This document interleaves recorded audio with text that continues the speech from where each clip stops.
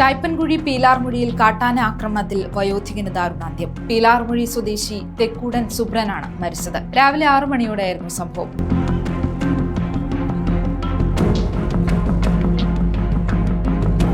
ചൈപ്പൻകുഴി സെന്ററിലേക്ക് ചായ കുടിക്കാൻ വന്ന സുബ്രനെ ആന ആക്രമിക്കുകയായിരുന്നു. നാട്ടുകാരാണ് പരിക്കുകളോടെ സുബ്രനെ റോഡിൽ കണ്ടെത്തിയത്. ഉടനെ ചാലക്കുടിയിലെ ആശുപത്രിയിൽ എത്തിച്ചെങ്കിലും മരണം സ്ഥിരീകരിച്ചു.